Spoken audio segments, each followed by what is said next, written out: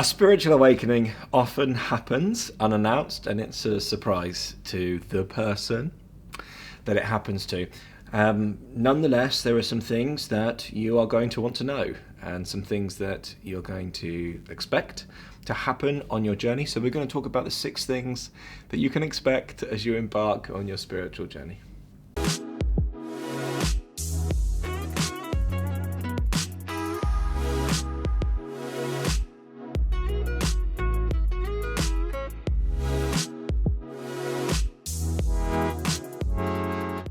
So we're going to talk about the 6 things to expect. Before we do that, I just want to bring your attention down below to the free offerings that we have on this channel. There's a free breathing practice, a free community for people that are going through their awakening. It's 2,000 members strong, which is quite impressive, really. And you can use that. People are using it and they find it very, very helpful. There are also some paid offerings down below, like the Freedom Blueprint. This is for the person that's ready to take the next step in the journey. It requires you to be sincere, though, so do not sign up if you're not ready to put in the work or invest in yourself. Good. Now let's move on to the video. The first thing that you should expect as you go through your spiritual awakening is actually a little bit obvious, and that is a huge internal shift. You are going to change. And it is not really you that changes, but the thoughts that claim that they're you that change. And in fact, although they do change because we're projecting out there with our mind what I think I am to other people, and I'm trying to convince them that I'm something different than they think I am, usually in a worldly way, and that's going to change perspective too, as well, to probably a projection of I'm a spiritual person now, but we'll get onto that in a minute. You're going to go through a big shift inside, and that can be at times painful. The second thing to expect as you're going through this spiritual journey is that things might get worse before they get better. We have built a foundation of who we think we are throughout our whole life, haven't we? Our parents have helped, our colleagues, our peers, our friends have helped through their judgment of us and criticism of us, etc., etc. We've basically been conditioned into this person, this identity in the mind, this me, that tries to do everything to control people into controlling their perspective, I suppose we could say, into not believing I'm less than or I'm vulnerable or whatever. So we put up these big fronts to people, don't we? And this is all identity, all ego. And that will change too, but they might get worse before they get better, because that's been the foundation from which we've lived on for our whole lives. It's like anything, really. If I have a dummy when I'm a child, or as the people in the US say, a pacifier, I remember it really vividly. I was so attached to that pacifier or that dummy that when I had to throw it away when I was about 4 or something, or 3, probably younger, I don't know, I can remember the pain still to this day. It was my first ever trauma. Pathetic, really. But life goes on, and that's what it is, right? It's a trauma. Trauma is trauma. Pain is pain, regardless of what the reasons are for it. And in a way, because I lost that thing that I was attached to, that was my safety blanket, my safety net, I felt pain when it went away. And in the same way, things might get worse before they get better. Why? Because we're losing that safety net, although it wasn't really that safe anyway, and was just causing us great amounts of pain. So we trade a little bit of pain for a little bit of pain. And what that gives us is freedom rather than more pain, if we keep going that way, which we've done though, isn't it? Like that identity drops away a little bit and then we keep going back to that identity, keep trying to fit in the world in like this way that's really not working for us or the other people around us, and then we end up lonely and sad, and it's like, well, why don't I try the new way then? But sometimes we're so scared in the unknown, in that transition, that we're a little bit afraid to be the new me. Not that it's really even a new me, it's just the more authentic version of myself, for fear of judgment. But we're already getting judged for this way of life, aren't we? And so we might as well take that step into the unknown. I like that song, I don't know who it's by, but it goes, into the unknown. That one. Some of you will know it. Some of you will think I'm weird, and that's fine. Number 3.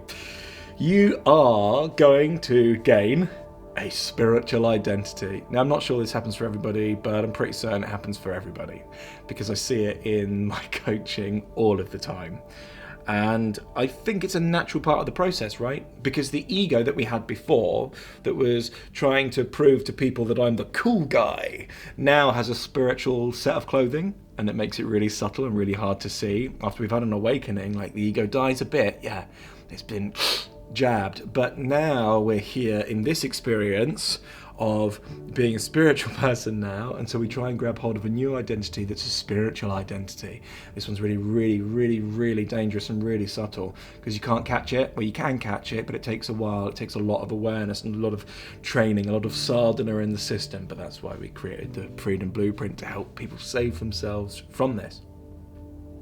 Nonetheless, you're going to create a spiritual identity inside of yourself that's going to be trying to prove to people how spiritual I am, and that's going to be really difficult. It's like the last video I made. You're going to put yourself into a spiritual straitjacket, which would be really fun. But that was actually sarcasm. It won't be fun. It is painful, you know, that stage, and we are so involved in it that we sometimes don't even realize how painful it is until we drop out of it, and then we go, oh, what on earth was I doing there? And that bit can last a long, long while. The fourth thing that you can expect is you are going to get all screwed up with these spiritual expectations that you have of yourself and that you project onto other people. Meaning, I have this expectation now, because of my spiritual identity, that I should be super spiritual and say Om Namah Shivaya all the time or something, and sit in a cave. And making light a little bit, but you're going to put that expectation on other people and then blame them for you thinking that they're the ones that need you to be spiritual for them. Meaning, like, if you've got these expectations, then you think other people have these expectations of you too, and you're going to try and prove your spirituality, which of course isn't spirituality. It's just more ego, in the same way that we're proving in this way that I'm the cool guy or something, and now the ego structure's the same, and now I'm proving that I'm spiritual, and so the clothing might change. And that's why I wear a hat. This is like the least spiritual thing you could ever wear, isn't it? But you see it everywhere, you know. YouTube, everyone who's turned spiritual suddenly then wears spiritual clothing, and they've forgotten they're not forgotten, but they feel forced to play this role, which is fine for a while, but again, that's also going to drop too. It's just a role, it's just an illusion, it's just another identity, but that one's really, really subtle. Number 5, you are going to mature, which is wonderful. You're going to feel so much more peaceful, because you're not needing then necessarily to prove anything to anyone. You've done your path, in a way. Of course, the path is always going, but you've gone through all of that crazy, and you're just going to be really mature. And I think that's a stage that people are really wanting to get to, whether they realize it or not. Because sometimes the ego wants to go up and up and up. I want more and more and more spiritual awakenings, or more and more and more amazing experiences inside of myself. And it's like, yeah, cool. But at some point you have to come back down to earth and really do the grounding work. Otherwise you're going to keep thinking you need to go up and up and up and get nowhere. Because you'll still be in that spiritual identity that's desiring more spiritual experiences. Yeah, they'll happen. Fine. But it's the maturation that we want, truly. And that makes us more balanced in this life. Which can bring its own confusion too, you know, because then you're not really anything much. You know, there's no identity to cling on to. Then where are you standing inside of yourself? And the answer is nowhere. And that can bring its own real confusion too. Because if I'm not an identity, then I don't know how to relate to the world. And that is a wonderful space to be. Because then you don't know.